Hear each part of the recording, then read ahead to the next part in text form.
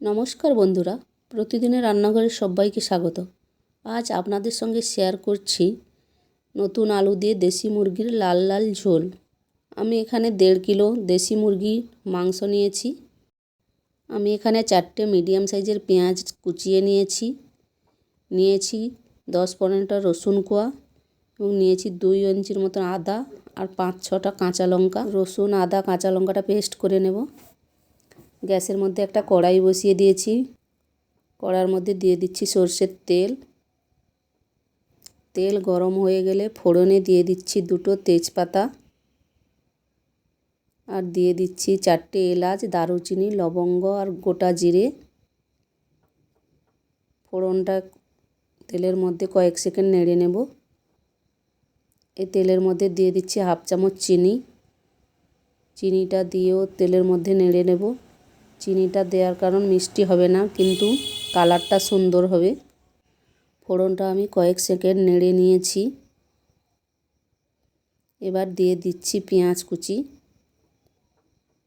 পেঁয়াজ কুচিটাও তেলের মধ্যে ভালো করে কষিয়ে নেব।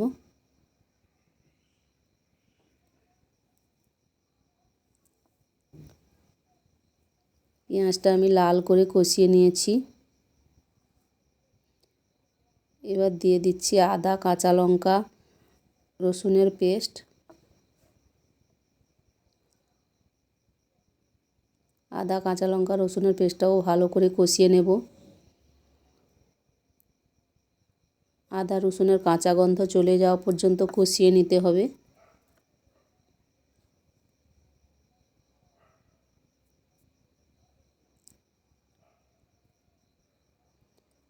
আদা রসুনটা ভালো করে কষিয়ে নিয়েছি।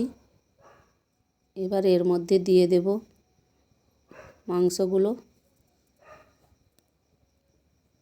মাংসটা দিয়ে মশলার সঙ্গে ভালো করে নেড়ে নেব।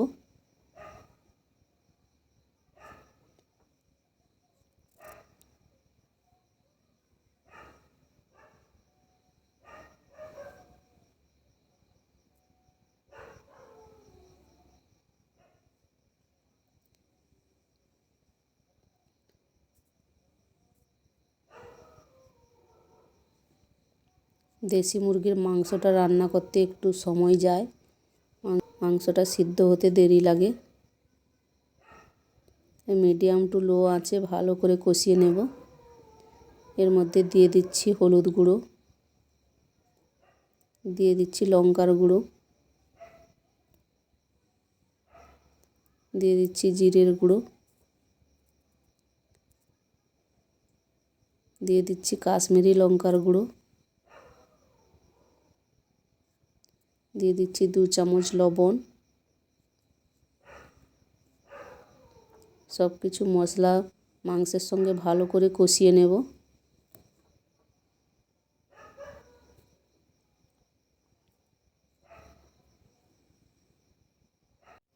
মাংসটা কিছু সময় কষিয়ে নিয়ে এর মধ্যে দিয়ে দিচ্ছি আলু আর দিয়ে দিচ্ছি 2টো মিডিয়াম সাইজের টমেটো। আলু টমেটো দিয়ে আবারও ভালো করে কষিয়ে নেব।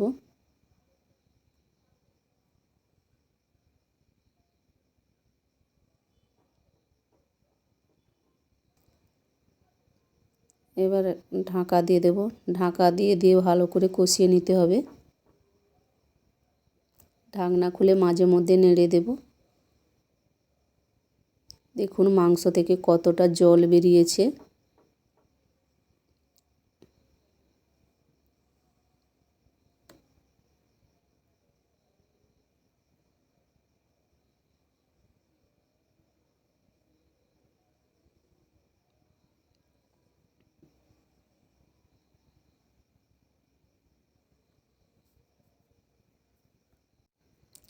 মাংসটা আমি 4 মিনিট ধরে কষিয়ে নিয়েছি।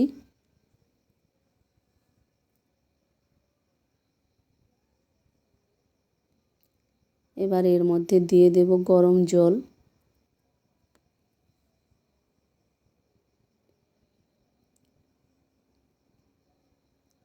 জলটা দিয়ে মাংসটা আবার নেড়ে দিচ্ছি।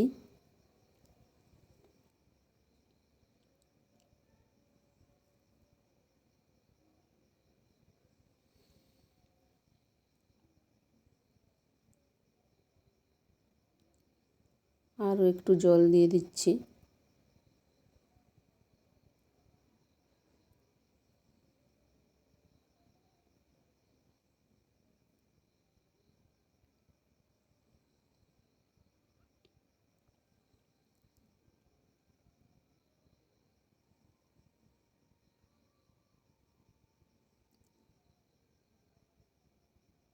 ঢাকা দিয়ে আমি 5 মিনিট মাংসটা হতে দেব।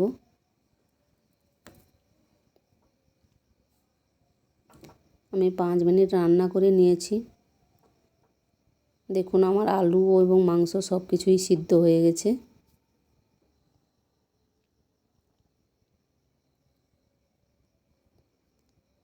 এবার এর মধ্যে দিয়ে দিচ্ছি হাফ চামচ ঘি, আর সবশেষে দিয়ে দিচ্ছি গরম মশলা। ঘি গরম মশলাটা দিয়ে ভালো করে মিশিয়ে নিচ্ছি। বন্ধুরা, রেসিপিটি কেমন লাগলো অবশ্যই কমেন্টে জানাবে। রেসিপিটি ভালো লাগলে লাইক এবং অনেক অনেক শেয়ার করুন। আমার তৈরি হয়ে গেল দেশি মুরগির মাংসের লাল লাল ঝোল। ভিডিওটি শেষ পর্যন্ত দেখার জন্য অনেক অনেক ধন্যবাদ। ভালো থাকুন, সুস্থ থাকুন, আবার দেখা হবে পরের ভিডিওতে।